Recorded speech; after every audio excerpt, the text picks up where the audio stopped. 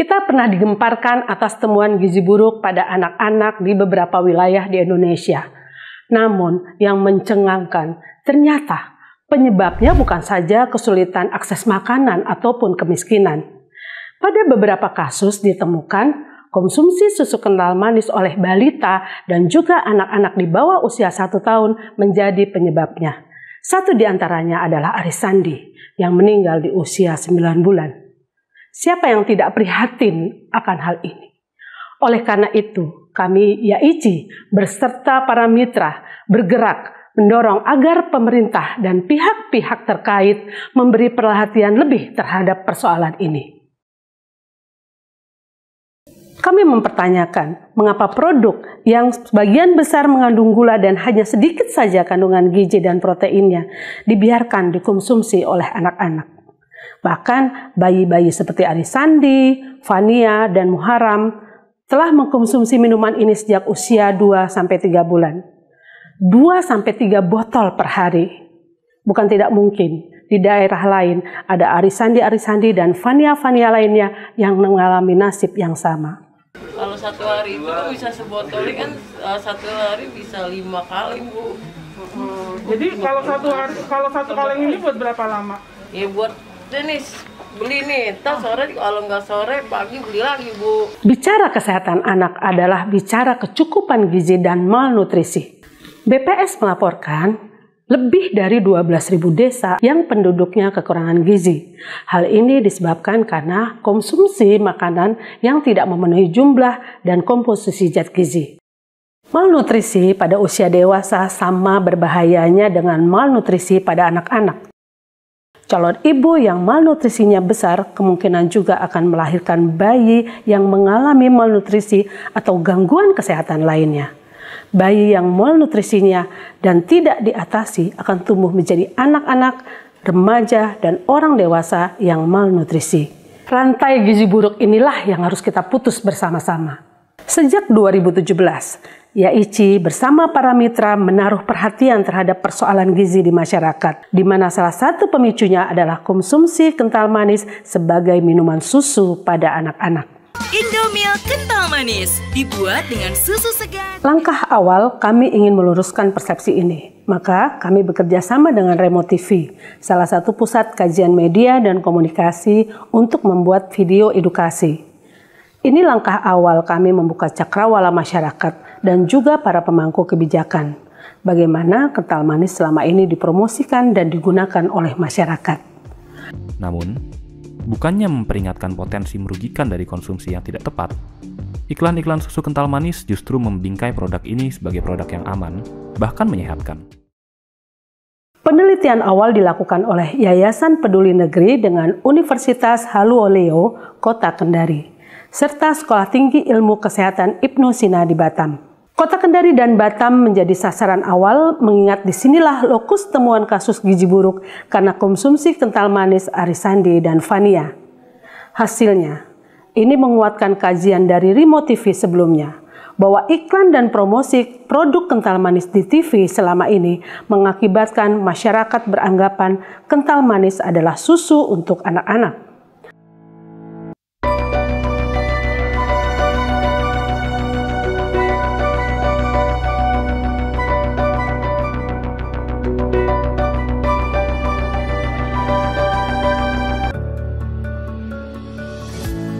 Pertengahan 2018, BPOM akhirnya mengeluarkan surat edaran yang mengatur tentang label dan promosi kental manis. Oktober 2018, kebijakan tersebut disahkan ke dalam Per BPOM nomor 31 tahun 2018 tentang label dan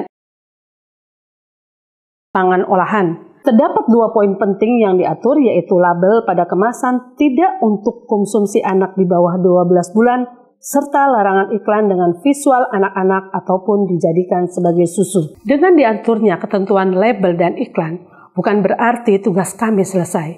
Justru, ini adalah langkah awal kami untuk terus melakukan edukasi kepada masyarakat luas.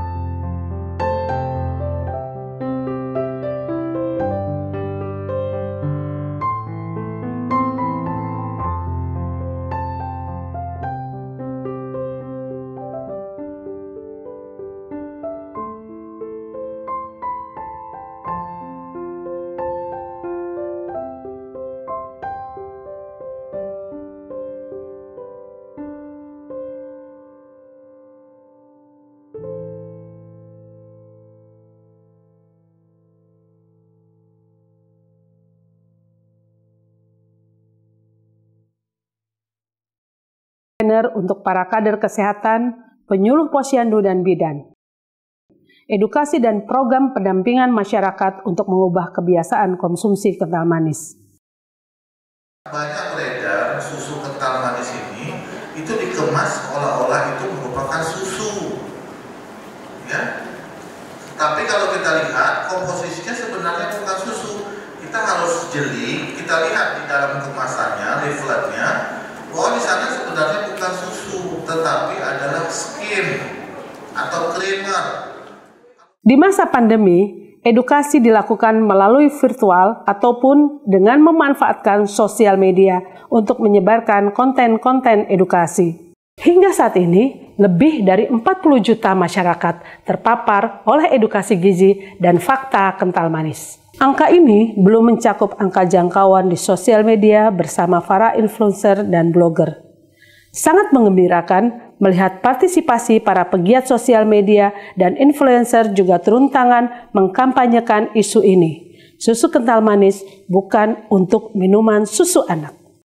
Kampanye ini telah menjangkau lebih dari 40 juta pengguna sosial media di berbagai platform. Namun, yang terpenting bagi kami adalah bagaimana terus mengedukasi masyarakat agar masyarakat menyadari pentingnya asupan gizi bagi anak dan keluarga. Dan tentunya hal ini tidak akan dapat berjalan tanpa kerjasama dan dukungan dari berbagai pihak. YIC setulus hati memberikan edukasi kepada masyarakat. Hal ini juga didukung dengan beberapa alat-alat edukasi penunjang seperti peninggi badan, poster, flyer, game, komik, boneka, dan lainnya. Ini menjadi daya tarik sendiri bagi anak-anak karena mereka sangat antusias sekali dengan kegiatan yang menggunakan alat peraga. Berbagai persoalan terkait konsumsi kental manis kami temukan saat melakukan kunjungan keluarga di berbagai daerah di Indonesia. Di Aceh, seorang anak berusia 2,5 tahun sudah mengkonsumsi kental manis sejak usia 1 tahun. Satu hari rata-rata minum 4-5 gelas. Saat kader posyandu berusaha mengganti susu kental manis dengan susu yang lain, sang anak menangis, kemudian memeluk susu kental manisnya dengan erat. Di Jakarta Timur, ada anak usia 2 tahun mengkonsumsi susu kental manis dalam 1 hari itu menghabiskan 1 kaleng. Orang tua mengeluhkan anaknya susah makan dan hanya mau minum susu kental manis. Di Kupang, Nusa Tenggara Timur, banyak anak yang ditinggal merantau oleh orang tua dan kemudian mengkonsumsi kental manis karena dirawat oleh saudara atau dititipkan kepada keluarganya yang tidak paham dengan asupan gizi. Di Jawa Timur, orang tua mengaku tidak memberikan kental manis kepada anak.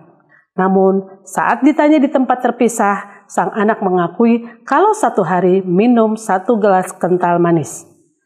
Sekilas terlihat bahwa konsumsi kental manis oleh masyarakat karena alasan ekonomi, harga susu mahal misalnya. Namun, dari apa yang kami temukan, tidak sedikit juga konsumsi kental manis sebagai minuman harian oleh keluarga-keluarga dengan kategori mampu. Bahkan ada juga orang tua yang cukup berada, berpendidikan, tapi tetap memberikan kental manis sebagai minuman harian anak. Alasannya karena sudah terbiasa dan sudah sulit untuk merubah kebiasaan anak-anak mereka. Ya iya, susu itu pertama dulu gitu, cuma pas kedua, ketiga, keempat, ya itu karena sudah paham, ya kan? Kan kalau anak pertama ibaratnya minim banget lah ilmu itu ya. Artinya, ini adalah persoalan sistematis yang harus segera diputus atau dihentikan. Ada banyak hal unik yang kami temukan saat kami mengedukasi masyarakat secara langsung di berbagai daerah di Indonesia. Dari berbagai edukasi yang telah kami lakukan di puluhan kota dan kabupaten, persoalan sosial, letak geografis, dan masalah budaya setempat sangat mempengaruhi. Oleh karena itu, intervensi gizi buruk dan merubah kebiasaan konsumsi kental manis di setiap daerah tidak dapat disamakan. Agar lebih tepat sasaran, YIC menggandeng banyak pihak untuk melakukan riset, penelitian, dan survei seputar persepsi, kebiasaan, dan status gizi keluarga. Berdasarkan hasil penelitian tersebut, program dan metode edukasi untuk masyarakat dan kader kesehatan disusun. Materi-materi edukasi juga dibuat dengan memperhitungkan bagaimana agar pesan tersebut dapat dipahami dengan mudah oleh masyarakat, terutama ibu dan balita. Berbagai lembaga dan elemen masyarakat yang menjadi mitra juga banyak berperan dalam advokasi dan edukasi masyarakat. Aisyah dan Muslimat NU, organisasi perempuan berbasis keagamaan terbesar di Indonesia, banyak berperan dalam edukasi langsung ke masyarakat. Tak hanya itu, sebaran kadernya di luar negeri mampu menjangkau para pekerja Indonesia di luar negeri, terutama Hong Kong dan Taiwan. Khusus di bidang pendidikan, Himpaudi, organisasi yang membawahi guru-guru PAUD di seluruh Indonesia, serta Majelis Pendidikan Dasar dan Menengah PP Aisyah, Ikatan Guru Aisyah Bustanul Afdal menjadi mitra dalam hal penyusunan materi-materi edukasi. Untuk menjangkau usia yang lebih muda, pelibatan komunitas, universitas, dan kampus berperan penting.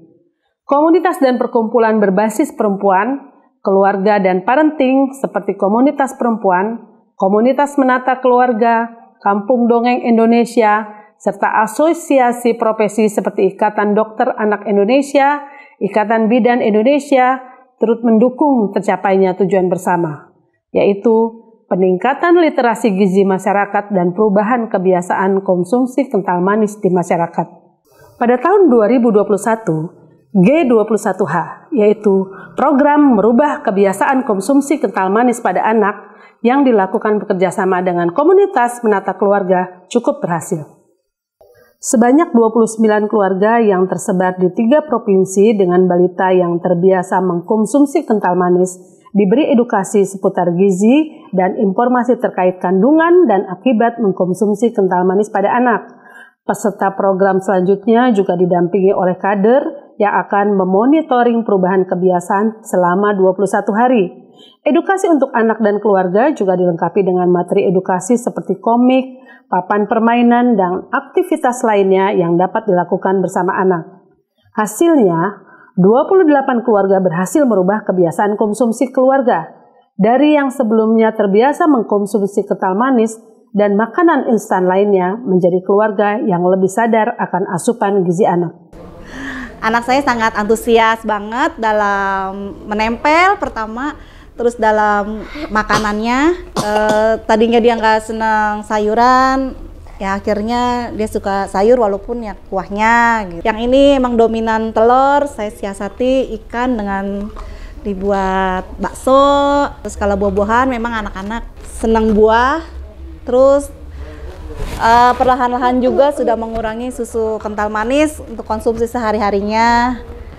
Tidak hanya menyasar langsung masyarakat luas, kami juga menyasar stakeholder, pengambil keputusan, serta pihak-pihak terkait lainnya. Dalam setiap kunjungan ke daerah, kami selalu berupaya dapat bertemu dengan bupati, wali kota, sekretaris daerah, ataupun kepala dinas untuk berdiskusi upaya-upaya mengedukasi masyarakat agar tidak lagi menjadikan kental manis sebagai minuman susu untuk anak. Sementara di tingkat pusat, DPR RI, Kemenkes, BPOM adalah lembaga-lembaga yang disasar dengan menjaga komunikasi secara berkala. Tapi harus diakui, mendapatkan dukungan dari pemerintahan pusat bukanlah perkara mudah. Di tengah situasi yang tidak pasti, selama dan pasca pandemi COVID-19, edukasi gizi dan fakta-fakta kental manis harus senantiasa dilakukan. Kita tidak boleh lengah. Jangan sampai informasi ini terputus. Masyarakat minim edukasi dan orang tua kembali memberikan kental manis sebagai minuman susu untuk anak. Langkah baik memang tidak selalu berjalan mulus. Selalu ada hambatan dan rintangan. Bagaimanapun, kami akan tetap mengedukasi masyarakat. Kami, YAICI, bersama para mitra yang selama ini telah mendukung akan senantiasa berjuang untuk memberikan perlindungan terhadap hak-hak anak, terutama hak anak untuk mendapatkan kesehatan.